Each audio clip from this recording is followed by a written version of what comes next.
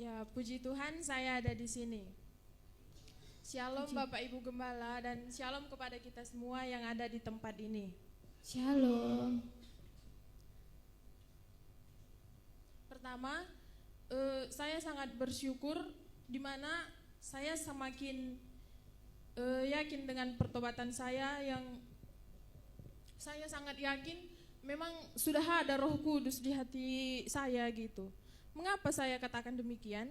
Karena perubahan yang saya rasakan ini tidak ada sebelum saya bertobat, yaitu kasih kepada orang lain dan keberanian menceritakan Injil kepada semua orang yang saya jumpai, yaitu pasien-pasien di salon dan keluarga saya tentunya. Sebagaimana firman Tuhan yang kami pelajari di mentoring dengan Miss Lian, yaitu Yohanes pasal 4 tentang pertobatan perempuan Samaria.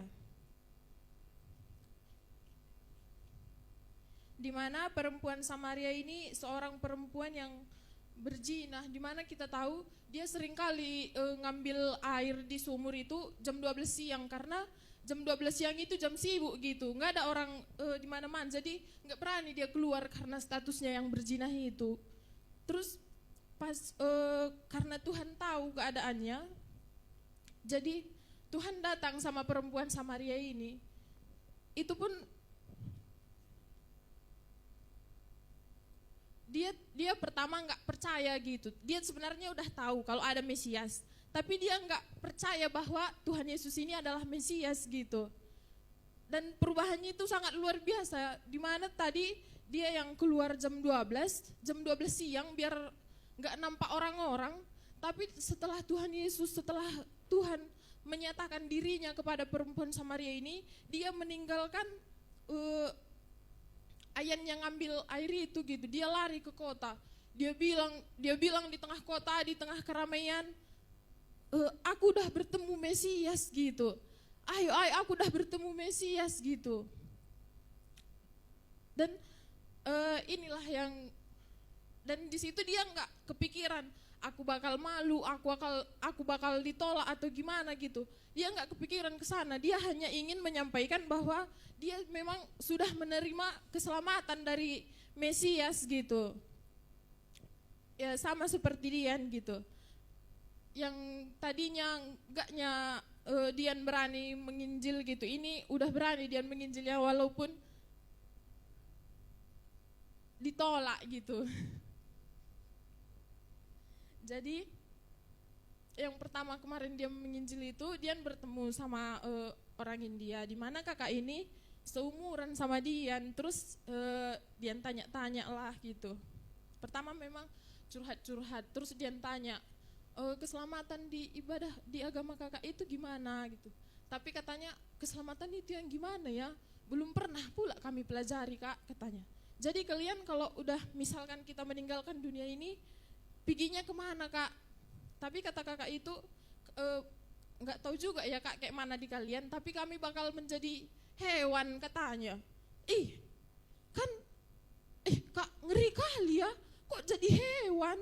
Udah baik kali kita diciptakan Tuhan manusia, kok bisa setelah mati jadi hewan? Rugi kali lah. Ini kakak dandan cantik-cantik biar cantik, tapi nanti pakai baju rapi-rapi dandan cantik mati jadi hewan gitu. Memang betulan itu kak, kakak percaya sama yang kayak gitu? Sebenarnya gimana ya kak, aku enggaknya percaya, tapi kayak gitu dari orang tua aku memang udah kayak gitu agamanya. Jadi ya itulah aku percaya, orang-orang India itu gitunya semua kak katanya.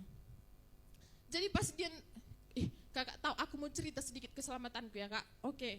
Jadi waktu dia cerita, ada ibu-ibu datang gitu. Sebenarnya kakak ini fine aja sama kesaksian dia gitu. Oh iya ya, aku pengen lah ada keselamatan kak.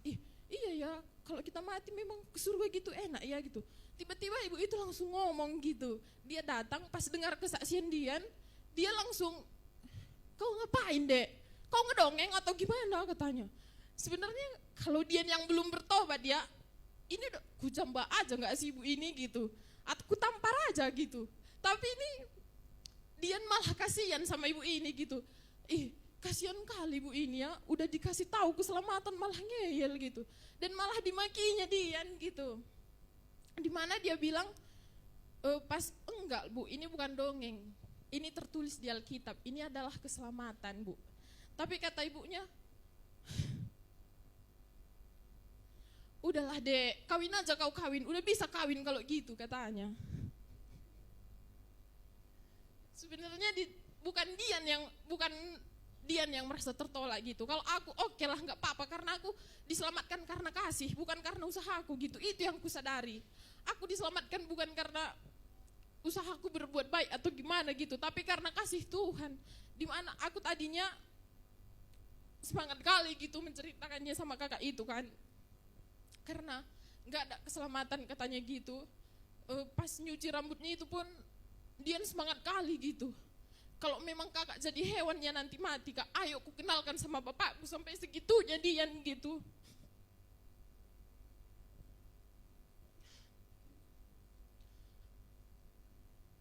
Dan kakak itu pun semangatnya sebenarnya gitu.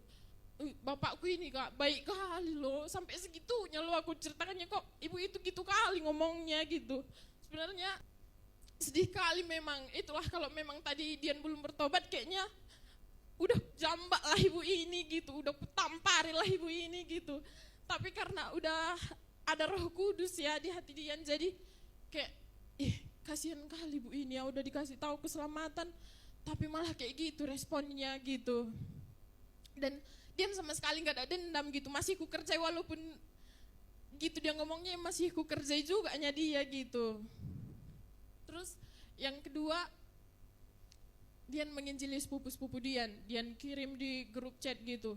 Ada berita penting lah. Apa-apa. Pertama excited kalinya semua. Apa beritanya? Dian bilang, kita kan udahnya semua Kristen ya, Kemputigan ini kalau dari lahir udahnya Kristen. Tapi kutanya lah gitu, kalau misalkan mati kita hari ini, kalian yakinnya kalian masuk surga? Kemananya kalian piginya?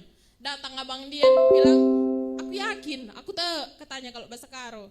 Aku tapi lalit jaminan katanya. Enggak ada jaminan kata abangku. Aku tanya, kenapa enggak ada jaminan? Kau bilang, iyalah, kita kan manusia, mana kita tahu kita ke surga atau ke neraka katanya. Tapi pas dia jelaskan gitu kan, gimana dia menerima keselamatan ini, tapi dia kayak, gome ya nang, usur-usur lah dahinmu ya katanya gitu. Sebenarnya sedih kali ya ternyata gitu. Karena pertama Dian awal-awal Dian bertobat kemarin gitu 1 minggu, waktu Dian menginjili, kayak semua yang Dian injili ini kayak iya kak gitu, enggak ada yang marah penolakan gitu. Minggu kedua Dian menginjili, tiba-tiba udah ada lah ibu-ibu yang kayak gitu, keluarga Dian lah yang enggak menerima gitu. Kayak tiap malam lah Dian berdoa gitu, kok kayak gini kali Tuhan gitu. Oh iya ya, kayak gini pula lah yang dirasakan Tuhan itu waktu diberitakannya keselamatan, tapi dia malah diolok-olok gitu. Di situ Dian menyadari itu gitu. Dan Dian sangat sadar akan perubahan Dian gitu. Dimana kalau di grup itu tadi Dian digituin sebelum bertobat, kayaknya minimal udah ngomong kasar gitu. Gitu langsung. Tapi ini nggak ada gitu. Malah Dian mendoakannya tiap malam gitu. Tuhan, tuntunlah langkah saudara-saudara Dian, keluarga Dian gitu. Jadi memang benar-benar nggak bikin Dian takut ataupun goyah di dalam iman ini gitu. Disitulah Dian mulai yakin sama pertobatan Dian. Memang benar-benar udah ada Roh Kudus ini di dalam gitu. Padahal kan sebenarnya Dian cuman menceritakan keselamatan, di mana itu kayak misalkan lah ada begal. Di begal itu Dian lewat gitu. Ada begal, Dian lewat karena aman, ada semua perlengkapannya. Tapi banyaklah di situ udah nangis-nangis orang kan, nggak ada lah ininya, mau beli susu anaknya tadi, apalah gitu. Lewatlah orang, mau lewat dia dari situ. Gak mungkin kan kita kasih dia lewat kalau udah tahu kita ada begal di situ. bakalan celakalah dia, karena kita punya hati nurani gitu. Walaupun gak kita kenal, pasti kita bilang jangan dari sana, Kak, ada begal di sana, kan gitu. Ini apalagi orang tua Dian gitu, apalagi saudara-saudara Dian, pasti Dian upayakan lah gitu. Ya jadi di sini Dian berharap kali sama Bapak Ibu Gembala mendoakan Dian, sama Miss Lian juga, sama kita semua, supaya iman Dian ini nggak sembuh sih, walaupun udah dimaki atau gimana gitu ya. Biarlah Dian tetap semangat menginjil gitu. Terima kasih.